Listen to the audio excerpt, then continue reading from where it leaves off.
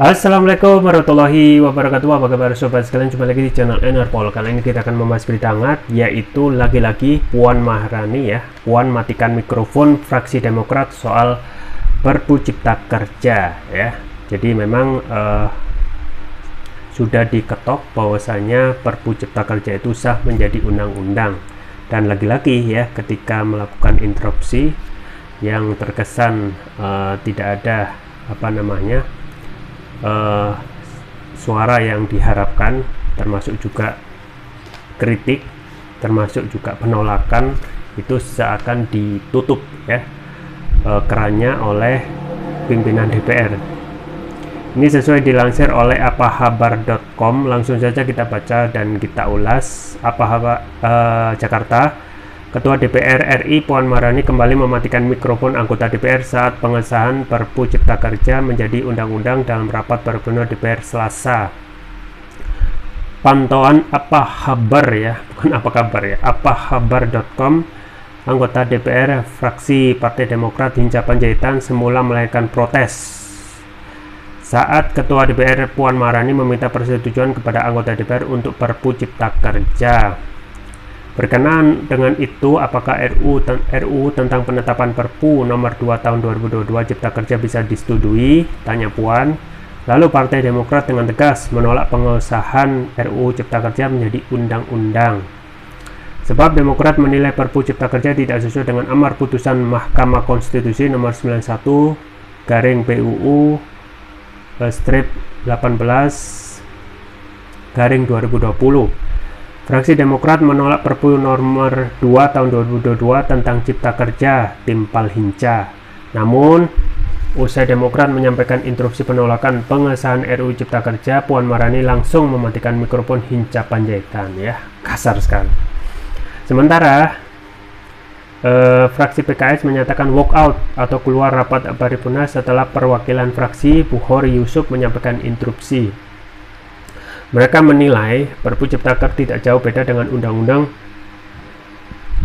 Cipta Kerja yang dinyatakan inkonstitusional oleh Mahkamah Konstitusi (MK). Isi dari Perpu juga dianggap memuat pasal-pasal bermasalah yang merugikan terutama untuk buruh dan lingkungan.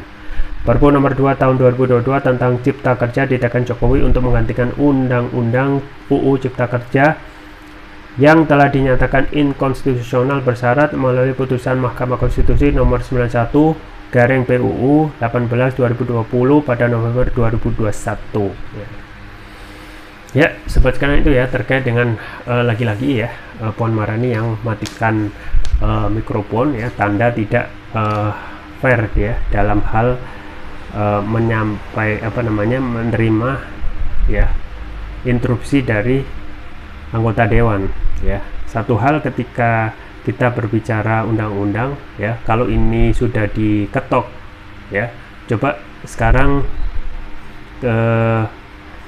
adakah undang-undang itu yang bisa mengakomodasi kepentingan rakyat ya? Jawabannya tidak gitu ya. Jawabannya tidak. Hampir semuanya itu ya undang-undang yang ditelurkan oleh DPR hampir rata-rata semuanya ya, bahkan tidak bisa memenuhi aspirasi rakyat gitu ya, apalagi Cipta Kerja gitu ya, yang buruh itu ya sudah dibaca kemudian diteliti RUU Cipta Kerja tersebut, ternyata memang banyak sekali permasalahan, termasuk juga kepentingan buruh yang sangat dirugikan dalam hal ini, termasuk juga lingkungan. Nah, ini menandakan apa? Menandakan bahwa secara yakin dan meyakinkan bahwasanya DPR sebenarnya bukan wakil rakyat gitu ya. Kalau wakil rakyat, ketika rakyat itu demo untuk menolak, ya harus disetujui ya, karena demokrasi itu intinya kedaulatan oleh rakyat gitu ya. Ketika rakyat berdaulat menginginkan sesuatu, termasuk juga adanya penolakan ketika undang-undang itu akan disahkan, maka harus ditaati. Itu baru sesuai dengan nilai apa yang ada dalam demokrasi ya. Tetapi itu kan tidak pernah ada gitu ya. Ketika pada saat kenaikan BBM, semua rakyat menolak gitu ya. Tapi apa yang terjadi, DPR malah menyetujui, coba bayangkan, mayoritas ya. Kemudian juga undang-undang IKN ya, yang minim partisipasi publik ya, dan konon diketok dalam waktu yang malam-malam hari gitu ya, dan semuanya pasti ada yang menolak gitu ya, banyak yang menolak, termasuk juga rakyat ya, tetapi yang terjadi tetap disahkan.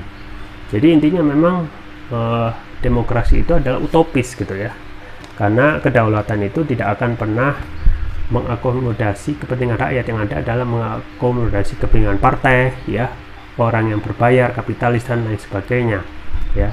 Tapi yang menjadi pertanyaan, kenapa gitu ya setiap 5 tahun tetap ada ya pemilihan partai politik, dan kita tidak pernah berpikir ya untuk bagaimana sistem yang salah ini ya harus dihentikan gitu ya, karena kalau tidak akan terjadi lingkaran setan terus menerus gitu. 2024 ada pemilu, kita nyoblos, kemudian terbentuk anggota DPR sama saja tugasnya nanti ya kembali lagi menelurkan undang-undang yang pasti tidak akan bisa mengakomodasi kepentingan rakyat. Jadi memang demokrasi itu utopis gitu ya, untuk menciptakan kedaulatan di tangan rakyat ya. Jadi kenapa yang utopis, yang jelas-jelas gagal itu tetap dipertahankan. Ya, itu saja yang bisa saya sampaikan, semoga bermanfaat. Jangan lupa like, share, dan subscribe. Sampai jumpa lagi. Wassalamualaikum warahmatullahi wabarakatuh.